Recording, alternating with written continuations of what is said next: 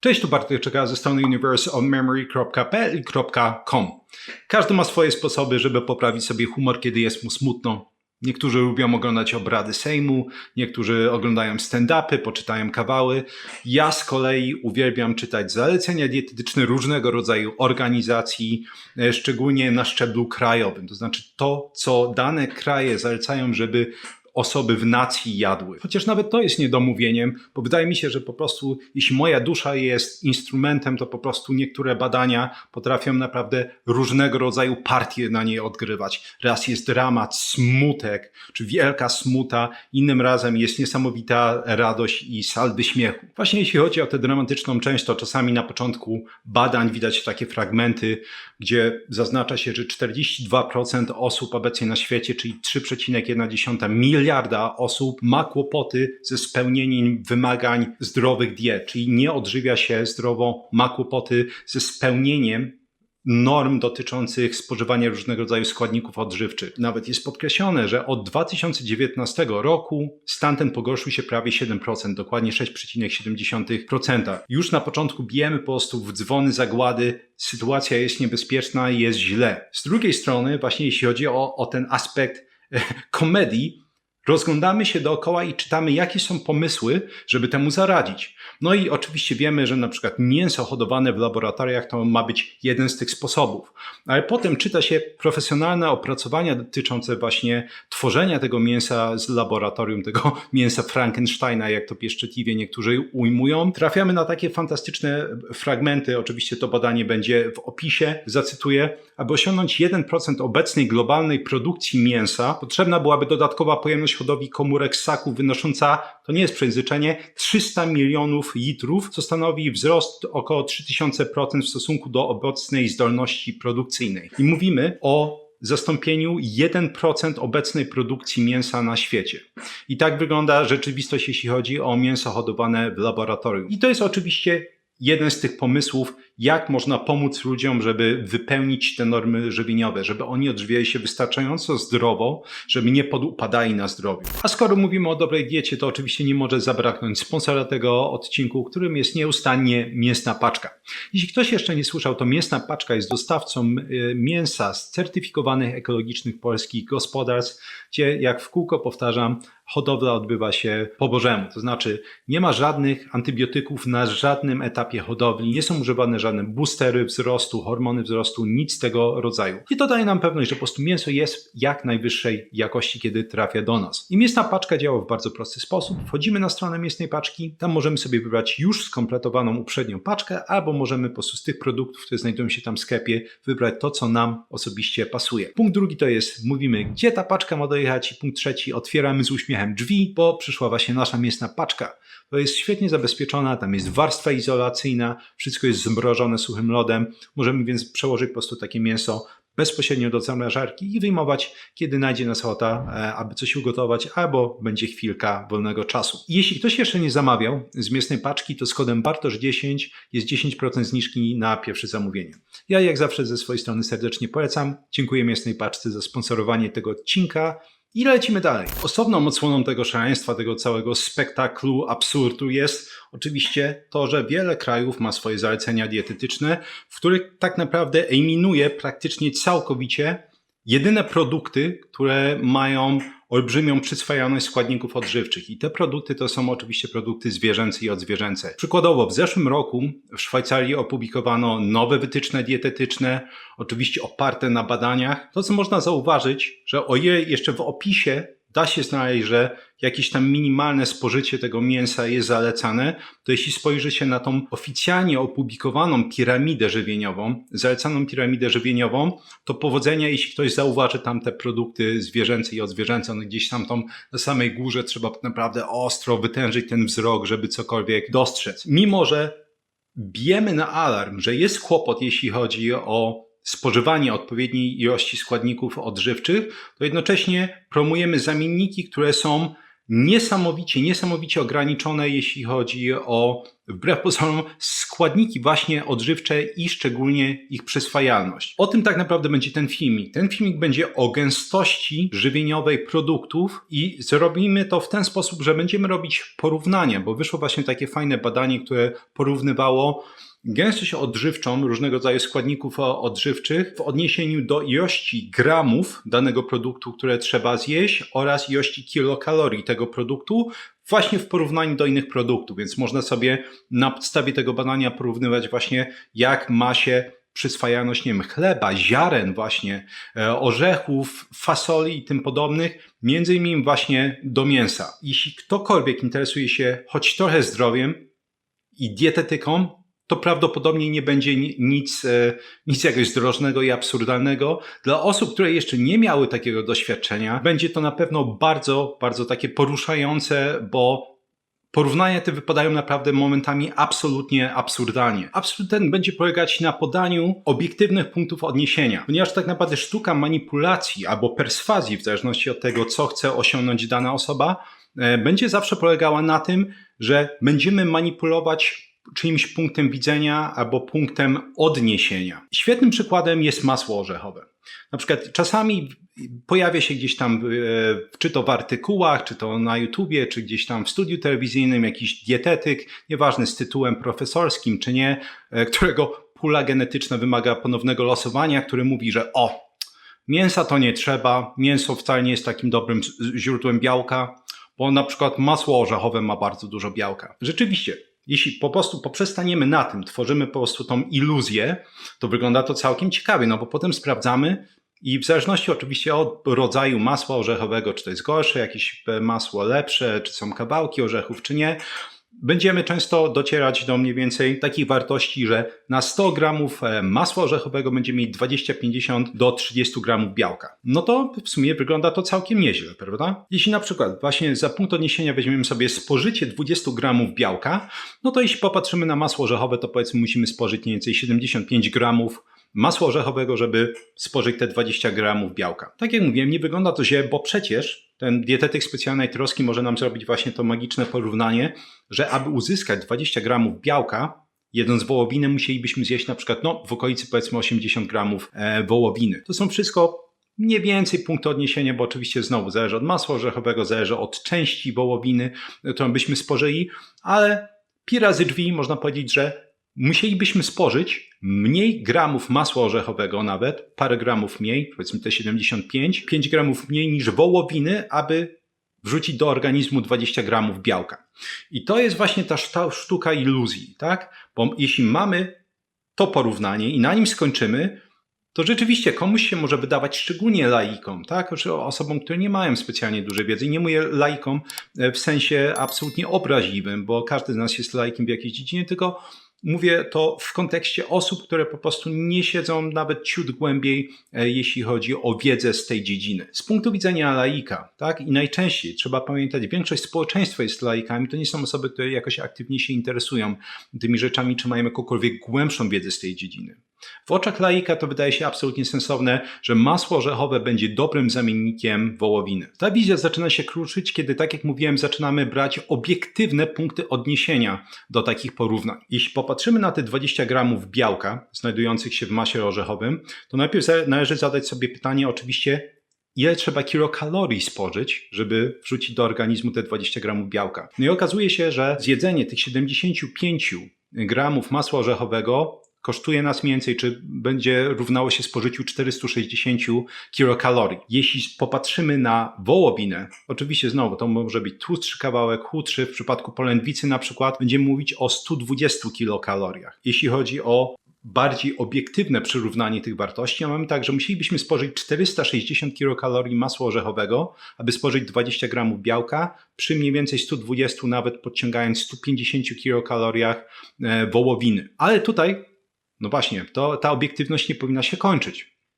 bo osoby, które siedzą w dietetyce, będą wiedziały, że białka mają różną przyswajalność. Białka roślinne mają to do siebie, że mają fatalną przyswajalność. Są jakieś niechlubne wyjątki, które są lepsze na tle innych warzyw, takie jak na przykład soja, ale ogólnie warzywa mają absolutnie fatalną przyswajalność, jeśli chodzi o aminokwasy. I mamy oczywiście od lat taki standard, który nam mówi, jak łatwo są przyswajane aminokwasy w jelicie cienkim i ten standard nazywa się DIAS. To jest standard, który zastąpił poprzednią taką skalę, która istniała paręnaście lat, która badała ogólnie, można powiedzieć, wchłanianie aminokwasów z całego jelita, co oczywiście nie ma sensu, bo z jelita grubego nie będziemy specjalnie tych aminokwasów wchłaniać.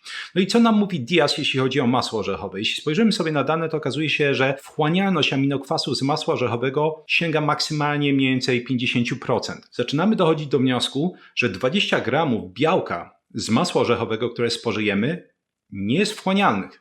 Wchłanialne będzie około 50%.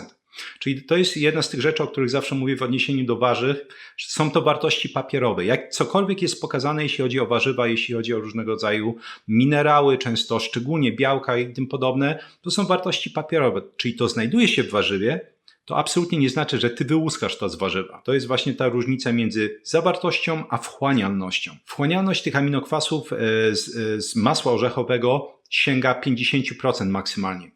Czyli realistycznie, jeśli chcielibyśmy rzeczywiście wchłonąć 20 gramów białka z masła orzechowego, to musielibyśmy, uwaga, podwoić oczywiście spożycie tego masła orzechowego. I wtedy kaloryka tego masła orzechowego sięga już mniej więcej 920 kilokalorii.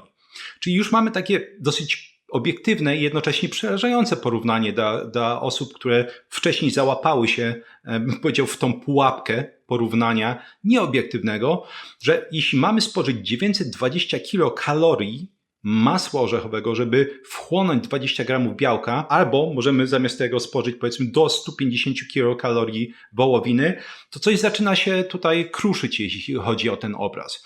I właśnie na tym polega absurd różnego rodzaju porównań bez tego pełnego obiektywizmu. Jeśli chodzi właśnie o same te porównania, które będę robił, które będą bazowały na badaniu, które zaraz przytoczę, nawet one nie są w pełni obiektywne, bo ci naukowcy pominęli parę innych mechanizmów, które będą ograniczać wchłanianie składników odżywczych, czy można powiedzieć stężenie składników odżywczych po spożywaniu produktów roślinnych. Ale do tego zaraz dojdziemy. Wszystkie te fantastyczne porównania będziemy wyciągać z tego oto pięknego badania z grudnia zeszłego roku. Właśnie w tym badaniu robiono porównanie, tak jak mówiłem, ile gramów konkretnego produktu trzeba spożyć i jednocześnie ile kilokalorii. Bo jak widzieliście na przykładzie z masłem orzechowym, to jest jeden z takich pomijanych czynników, pomijanych elementów w takich analizach, a jest niezmiernie ważny. Więc ile gramów i kilokalorii odpowiednio danego produktu trzeba spożyć, żeby spełnić określone wymagania żywieniowe. I te wymagania żywieniowe, na które się skupiono, to jest spożycie, znowu, to są słowa z badania, kluczowych składników odżywczych takich jak foliany, czyli witamina B9, witamina B12, witamina A, cynk, żelazo i wapń. I tą grupą docelową, dla której badano te wymagania odżywcze, były kobiety w wieku od 15 do 49 lat. Czy dla nas to coś zmienia, jeśli chodzi o nas, panów, facetów? Nie zmienia absolutnie nic. Te ogólne, można powiedzieć, normy żywieniowe są bardzo podobne między płciami. Są oczywiście różnice w niektórych momentach, czyli na przykład kiedy chłopcy dojrzewają, mają większe zapotrzebowanie właśnie na białko, panie mają ogólnie ciut większe zapotrzebowanie na żelazo z punktu widzenia oczywiście tego, że miesiączkują i ta utrata żelaza jest u nich większa. Natomiast pi razy drzwi można spokojnie powiedzieć, te sytuacje są jak najbardziej porównywalne, czyli kobiety w wieku od 15 do 49 lat będą miały podobne wymogi, potrzeby żywieniowe do panów w tym przedziale wiekowym. Oczywiście nawet tutaj można zrobić pauzę i wytknąć takiego babola z tego badania, bo rośliny, które będą tam przytaczane, warzywa, owoce nie mają absolutnie żadnej witaminy A. Mimo że oczywiście bardzo często widać to na różnego rodzaju etykietach, czy nie wiem, różnego rodzaju wartościach odżywczych wymienianych na stronie, to warto podkreślić, żadne warzywo i żaden owoc nie ma witaminy A. Ma prekursory witaminy A, które nie są witaminem A, są prekursorami witaminy A. Tak naprawdę, aby być obiektywnym, co oczywiście nie jest to coś, czego można wymagać od organizacji, które zalecają nam różnego rodzaju właśnie wytyczne, nie można oczekiwać, że będą uczciwie mówiły, że tam nie ma żadnej witaminy A. Tak? To znaczy, że te prekursory witaminy A, nie wiem, beta-karoten czy alfa-karoten między innymi, one muszą być konwertowane w witaminę A i ten poziom konwersji jest bardzo niski Ba, są osoby, które ze względu na różnego rodzaju mutacje genetyczne nie są praktycznie w stanie konwertować prekursorów do witaminy A, ale to jest oczywiście temat zupełnie osobny i na osobny odcinek. Organizacyjnie jeszcze 2 słowa. W badaniu tym naukowcy ograniczyli do poziomu 100% spożycie danego składnika odżywczego, czyli na przykład jeśli spożycie, nie wiem, jakiegoś kawałka mięsa dawało spożycie żelaza na poziomie 130%, to wszystko to było ograniczone do poziomu 100% i tak maksymalnie to liczono. Po drugie, nie da się tak naprawdę oczywiście podać każdego możliwego porównania, dlatego albo polecam wejść do opisu, bo tam będzie umieszczony link do tego badania i tam będą widoczne te tabele i można samemu pobawić się w porównania, albo oczywiście spauzować po prostu w odpowiednim momencie, kiedy będę wrzucać te tabele na ekran, będę je wrzucać wielokrotnie w ramach różnego rodzaju porównań i wtedy samemu można robić porównania między różnego rodzaju produktami. I polecam to zrobić, bo jest naprawdę świetna zabawa, żeby zobaczyć jeszcze raz obiektywnie, jak absurdalne mogą być te porównania. Na poniższym wykresie zobaczycie właśnie, ile gramów produktu i kilokalorii trzeba spożyć, aby wypełnić 1/3, bo to była baza porównawcza, 1/3 dziennego spożycia tych składników odżywczych, o których wcześniej mówiłem. Na szybko sobie przypomnijmy: witamina B9, witamina B12, witamina A, żelazo, wapń, cynk. Podstawą do tych wszystkich absurdalnych porównań będzie wątróbka. Oczywiście nawet tutaj jest pole do różnego rodzaju manipulacji, bo wątróbek mamy wiele rodzajów, tak, one między innymi będą się różnić zawartością witaminy A, czasami nawet w bardzo znacznym stopniu. Powiedzmy rzeczywiście, traktując wątróbkę jako jakąś średnią z tych wszystkich rodzajów wątróbek, czy to wieprzowej, czy drobiowej i tak dalej, wychodzi na to, że żeby spożyć 1/3 tych składników odżywczych, o których mówiliśmy, wystarczy, uwaga, spożyć 11 kalorii wątróbki, co daje nam 7 gramów produktu. Teraz jeśli chcielibyśmy iść według tego rozumowania różnego rodzaju wytycznych żywieniowych, które nam fundują różnego rodzaju organizacje. I na przykład stwierdzimy, fasola jest dobrym pomysłem, bo przecież widzimy na przykład, choćby na przykładzie jeszcze raz tej piramidy zdrowia szwajcarskiej, widzimy, że właściwie wszystko jest lepsze od mięsa, wszystko jest lepsze od nabiału, podrobów i tak dalej, kasze, ryż, fasola, tak, gdzieś te warzywa są na drugim miejscu, praktycznie cały fundament tej piramidy będzie bazować na warzywach. Jeśli chodzi o fasolę, wychodzi na to, że musielibyśmy spożyć odpowiednio, uwaga, 667 kalorii i 499 gramów. Pomijam po prostu brutalne wzdęcia i gazowanie domowników po spożyciu takiej ilości fasoli, ale nie daje to do myślenia 7 gramów wątróbki do pół kilo fasoli. I nawet tutaj trzeba wziąć krok do tyłu, bo te porównania, o których mówimy, tyczą się zawartości, a nie wchłanialności. O ile na przykład wchłanialność żelaza, cynku i tak dalej jest bardzo, bardzo wysoka z produktów zwierzęcych i odzwierzęcych, tak z warzyw, jeszcze raz, jest bardzo niska. Opowiadałem o tym, jeśli ktoś chciałby zobaczyć, jak drastyczny może mieć wpływ właśnie spożywanie warzyw, jeśli chodzi o ograniczanie wchłaniania minerałów takich jak cynk. Polecam odcinek choćby o kwasie fitynowym, polecam inny odcinek o szczawianach i to są oczywiście składniki antyodżywcze, które są obecne właściwie we wszystkich warzywach i owocach, które drastycznie potrafią czasami ograniczać wchłanianie. Więc nawet jeszcze raz, to na co patrzymy tutaj, to są wartości papierowe, one nie tyczą się wchłaniania, tak? Czyli tej dostępności tych składników odżywczych. Bo jeśli to byśmy uwzględnili, to prawdopodobnie ten graf byłby jeszcze bardziej absurdalny. Chyba każdy z nas kojarzy, że produkty pełnoziarniste, pełne ziarna są absolutnie zalecane od góry do dołu, jeśli chodzi o zalecenia żywieniowe.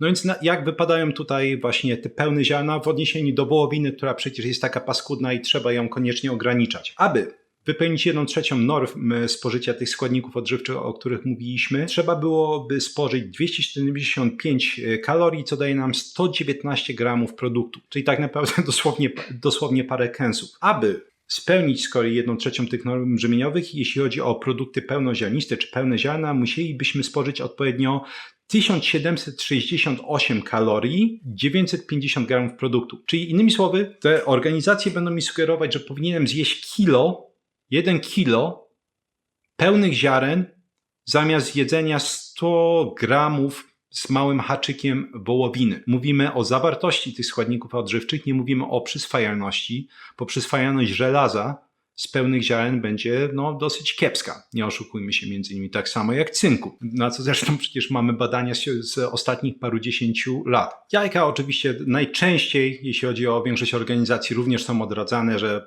jeść ich bardzo mało albo nie jeść ich w ogóle, bo cholesterol i tym podobne bzdury. Więc jeśli chodzi o jajka, do czego możemy porównać? Żeby spełnić jeszcze raz 1/3 tych norm odżywczych, o których mówiliśmy, musielibyśmy spożyć 281 kalorii jajek, co daje nam odpowiednio 180 gramów produktu. Czyli tak naprawdę w zależności od tego, jak duże będą jajka, będziemy mówić nie wiem, pewnie 1,5 jajka, żeby spożyć czy wypełnić te normy. Do czego możemy to sobie porównać? Znowu oczywiście moglibyśmy porównać do fasoli, ale to już zrobiliśmy, więc może do kaszy. Tak? Możemy porównać sobie do kaszy. Musielibyśmy spożyć 1160 kalorii kaszy i odpowiednio jest to 784 gramy produktu. Ale co jeśli na przykład popatrzymy na różnego rodzaju przetworzone ziarna? Dobrze, oczywiście też wiemy, że one są mocno pozbawione wartości odżywczych, natomiast dopiero te porównanie tutaj, wydaje mi się, uświadomi, jak bardzo są pozbawione wartości odżywczych. Jeśli jeszcze raz chodzi o jajka, mówiliśmy sobie, że musielibyśmy spożyć odpowiednio 180 gramów jajek, to jeśli chodzi o ziarna przetworzone, musielibyśmy odpowiednio spożyć wtedy ponad 4000 kalorii, co daje nam 4 kilo przetworzonych ziaren, żeby osiągnąć to, co da nam 180 gramów jajek. Możemy przyjrzeć się wieprzowinie. Ja osobiście nie jestem fanem, nie uważam, żeby to było najczęściej mięso dobrej jakości, ale jest akceptowalne. Więc jak wypada wieprzowina? Jeśli chodzi o wieprzowinę, musielibyśmy spożyć 684 kalorie, co odpowiada 283 gramom produktu, aby spełnić 1/3 tych norm żywieniowych. Możemy porównać to, nie wiem, do roślin bulwiastych na przykład 1692 kalorie roślin bulwiastych musielibyśmy spojrzeć, co daje nam 1,5 kilo produktu, żeby mieć odzwierciedlenie w tych składnikach odżywczych. Jeśli chodzi o orzechy, no to też przerażająco kalorycznie wypada, bo 1829 kalorii orzechów, co daje 300 gramów produktu. Warto dla mnie przynajmniej zrobić jeszcze na koniec takie 3 honorowe wzmianki. Pierwsza honorowa wzmianka to jest, jak łatwo zauważyć, dla roślin liściastych, zielonych roślin liściastych, one rzeczywiście są całkiem napakowane w składniki odżywcze. Znowu, przyswajalność to jest inna sprawa, ale widzimy, że 72 kalorie, co daje nam 200, niecałe 50 gramów. Jest to akceptowalne. Czy ja osobiście na przykład bym się na to skusił? Nigdy, absolutnie nigdy, ze względu na ilość szczawianów, które znajdują się w tych roślinach. Polecam obejrzeć filmik o szczawianach, gdzie opisuję różnego rodzaju studia przypadków, gdzie nawet wypicie paru smoothies czasami kończyło się niewydolnością nerek i koniecznością hospitalizacji, dializ i tak dalej. Oczywiście są to skrajne przypadki, ale tak właśnie mogą działać szczawiany. Drugą honorową wzmianką są podroby. Jak zauważyliście, zacząłem to jakby te wszystkie absurdalne porównania właśnie od wątróbki, bo no właśnie, wątróbka, podroby to są dla mnie prawdziwe multivitaminy. Często na przykład mówi się właśnie, nie wiem, jakieś borówki, srówki i tym podobne, że to są superfoods. Nie, to nie ma nic wspólnego naprawdę z byciem superfoods, tymi superproduktami. Właśnie podroby nimi są. Nie wiem, owoce morza są fantastyczne, nawet wołowina.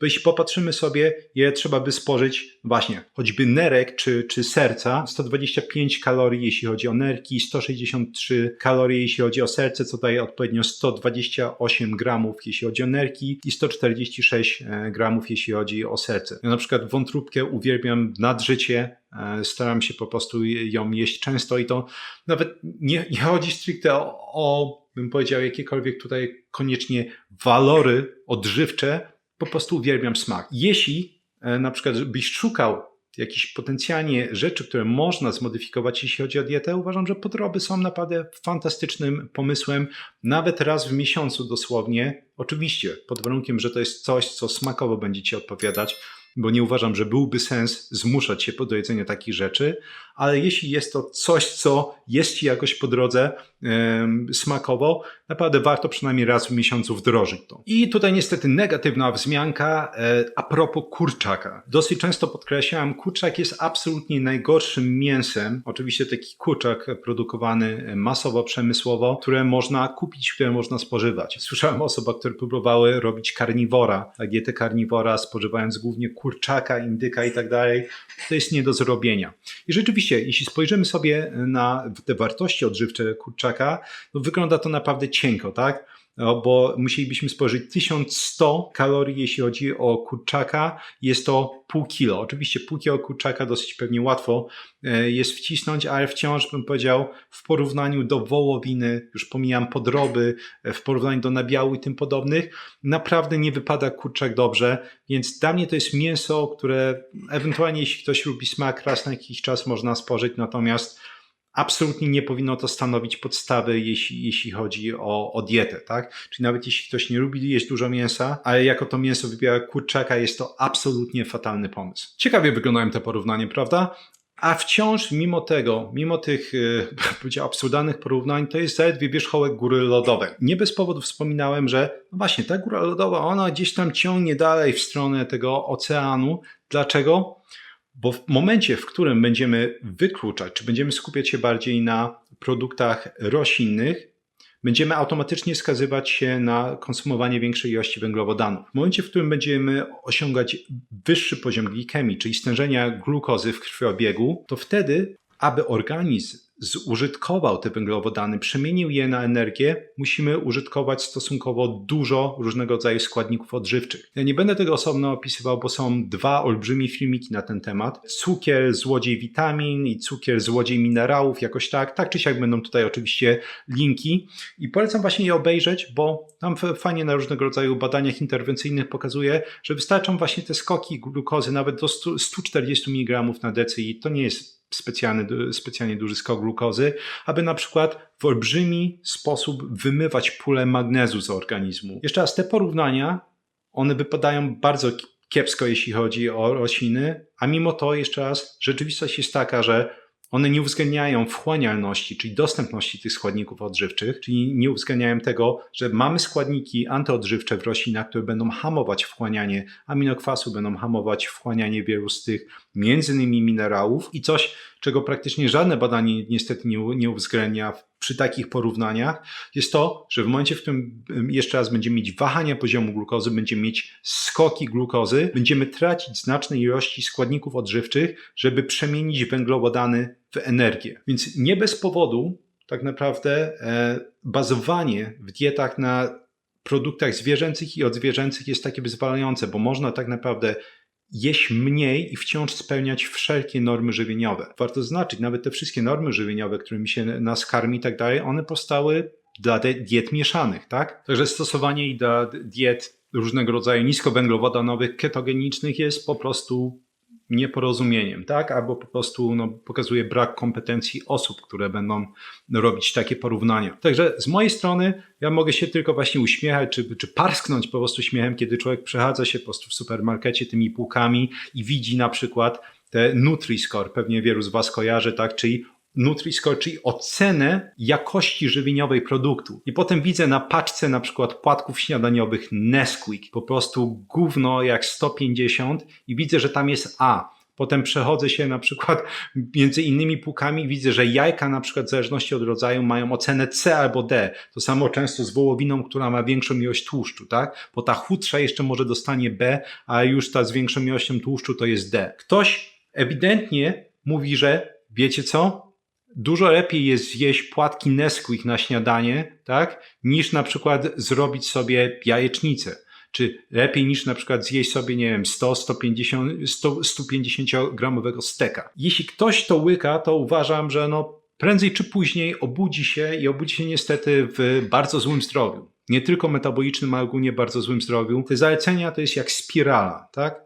Ona po prostu będzie prowadzić nas aż do samego dołu. O ile kiedy na przykład właśnie jesteśmy młodsi jeszcze, ruszamy się więcej, to człowiek jest w stanie jakoś funkcjonować, to często potem z każdą kolejną dekadą jest coraz gorzej. Tyle z mojej strony. Dzięki jak zawsze za obejrzenie odcinka. Dajcie mi znać, co właśnie sądzicie o takich ogólnych zaleceniach dietetycznych, jakie są Wasze doświadczenia z nimi i dobre i złe, bo przecież wiadomo, że też są osoby, które uważają, że one są ok i rzeczywiście trzymają się przy dobrym zdrowiu, przestrzegając ich. Dajcie mi znać również, jakie jest Wasze ulubione porównanie, jeśli chodzi o tą tabelę. Jak zawsze, wszystkie pytania, obserwacje, anegdoty medyczne są mile widziane i dietetyczne oczywiście. Jeśli chodzi o klasyczne ogłoszenia, jak zawsze polecam swój kurs Vocabulary Labs, czyli laboratoria językowe, gdzie pokazuję, jak nauczyć się dowolnego języka od A do Z. Rodzina języków jest naprawdę absolutnie nieważna, system jest w pełni uniwersalny i polecam, żeby się po prostu usamodzielnić, tak, żeby przestać wydawać pieniądze non-stop na